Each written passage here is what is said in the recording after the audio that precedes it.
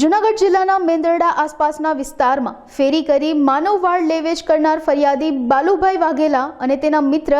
ચલાણાથી વાળની બોરી લઈ જામકાથી મોટી ખોડિયાર તરફ જતા હતા ત્યારે અજાણ્યા ઈસમોએ આવી ફરિયાદીને છરી બતાવી 36 કિલો જેટલા વાળની બોરી અને મોટરસાઇકલની લૂંટ કરી ફરાર થયા હતા। જે મામલે મેંદરડા પોલીસ સ્ટેશનમાં ફરિયાદ નોંધાવવામાં આવી હતી, જેને લઈ મેંદરડા પીએસઆઈ એસએન સોનારા અને પોલીસ સ્ટાફ દ્વારા અલગ અલગ દિશામાં તપાસ હાથ ધરાઈ હતી। ખાનગી બાતમીદાર અને સીસીટીવી ફૂટેજના આધારે આસિફ જુમાદલ, સફીર મોહમ્મદ સોલંકી તેમજ દિનેશ બાલો સોલંકીને કુલ રૂપિયા 1,74,000 મુદ્દામાલ સાથે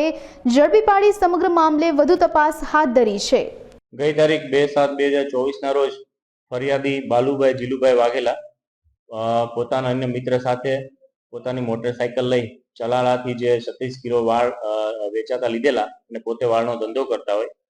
આ વાળનો બોરી સાથે પોતે જામકા ચોકડીથી મોટી ખોડિયાર રસ્તા તરફ આવી રહેલા।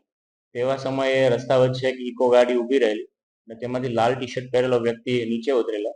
તેને ચરી બતાવી અને આ જે ફરિયાદી છે બાલુભાઈ,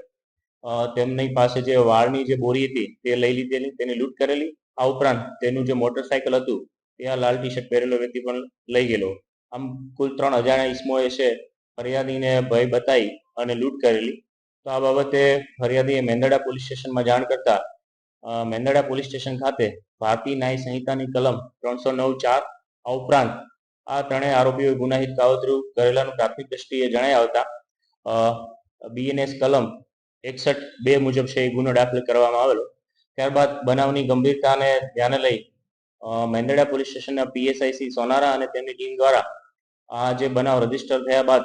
તેમની ટીમે સતત મહેનત કરી અને 30 કરતા પણ વધારે લોકેશનના સીસીટીવી કેમેરાઓ જોયેલા અને આરોપીને 17 કલાક કરતા પણ ઓછા સમયમાં છે પકડેલા છે।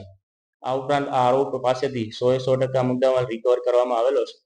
અને હાલ આ બાબતની વિશેષ તપાસ શરૂ છે। આરોપીઓના પૂછપરછ દરમિયાન જે હકીકત સામે આવેલી છે તેમાં જે આરોપી છે તે અને આ જે આ ગુનાના ફરિયાદી છે, આ પહેલા જે આ બાલુભાઈ વાઘેલા ફરિયાદી પોતે સુરત વાળનો ધંધો કરતા હોય અને કોલકાતાના કોઈ વ્યક્તિ સાથે કનેક્ટેડ હોય, અને જ્યારે આસિફ છે આ ગુનાનો આરોપી નંબર 1 તે પણ આ કોલકાતાનો તેનો જે સેટ છે આ બંનેનો સેટ કોમન હોય। તો આસિફના આરોપીના જણાવ્યા મુજબ જે તે સમયે આ જે ફરિયાદી છે તેને એકાદ વર્ષ પહેલા 10 લાખ રૂપિયા કોલકાતાની પાર્ટી પાસેથી લીધેલા અને ત્યારબાદ તે રૂપિયાની ચૂકવણી કરેલી નહીં, જે અનુસંધાને કોડીનાર પોલીસ સ્ટેશનમાં અરજી પણ કરેલી, જેથી આ ફરિયાદી છે તે કોડીનાર વિસ્તાર મૂકી અને મેંદરડા રહેવા આવી ગયા તેવી હકીકત જણાવેલી। પરંતુ હાલ આ ફરિયાદી આ પ્રકારની કોઈ રૂપિયા લીધેલાની હકીકત જણાવતા ના હોય, આમ છતાં આ દિશામાં હાલ મેંદરડા પીએસઆઈ શ્રી સોનારો આ ગુનાની તપાસ કરી રહેલ છે। મુદ્દામાલમાં ખાસ કરીને અમને જે ઇકો ગાડી લઈને ચોરી કરવા લૂંટ કરવા આવેલા, તો આ ઇકો ગાડી આ ઉપરાંત વાળની બોરી, ચપ્પુ આ સામગ્રી કબજે કરવામાં આવેલ છે। હાલ નામદાર કોર્ટમાં રિમાન્ડ માંગવામાં આવેલા, જે રિમાન્ડ તમામ મુદ્દામાલ રિકવર થઈ જતા રિમાન્ડ નામંજૂર કરવામાં આવેલા, જેથી તેમને હાલ જ્યુડિશિયલ કસ્ટડીમાં મોકલવામાં આવશે।